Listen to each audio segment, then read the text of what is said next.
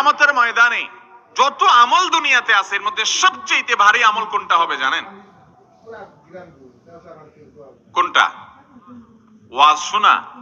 এই যে ওয়াজ শুনছেন, এটা একটা আমল না?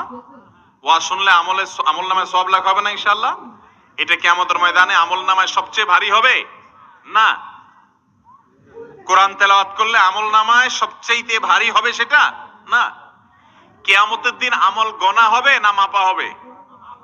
কথা বলেন। কিয়ামতের দিন মানুষের আমল গণা হবে না মাপা হবে? মাপা হবে। তাহলে মাপা হলে যে আমলের ওজন সবচেয়ে বেশি হবে সে আমলের মূল্য সবচাইতে বেশি। কোনটা সেটা? সুনানে তিরমিজিতে বর্ণিত হয়েছে, রাসূল করিম সাল্লাল্লাহু আলাইহি ওয়াসাল্লাম ইরশাদ করেছেন, মা মিন শাইইন ইউদাউ ফিল মিজানি আসকালু মিন হুসনিল খুলুক। মা মিন শাইইন ইউদাউ ফিল মিজানি ইয়াউমাল কিয়ামাতি আসকালু মিন হুসনিল খুলুক।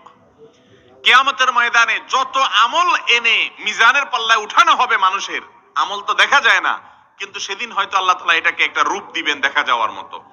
যত আমল আছে, তাসবিহ পড়া, তাহলিল পড়া, জিকির আজকার করা, কোরআন তেলাওয়াত করা, নফল নামাজ পড়া, নফল দান করা, নফল সাদকা করা, এই সবগুলোকে যখন রাখা হবে, একটা আমল বান্দার আমল নামাতে সবচেয়ে মিজানের পাল্লাতে সবচেয়ে ভারী হবে, ওয়েটফুল হবে, তার নাম হলো সুন্দর আচরণ, সুন্দর ব্যবহার। যার আচরণ যত সুন্দর তার আমল নামা তত ভারী হবে, তার মিজানের পাল্লা, নেক আমলের পাল্লা তত ভারী হবে। আল্লাহ তাআলা আমাদের আখলাক গুলোকে সুন্দর করার তৌফিক দান করুন।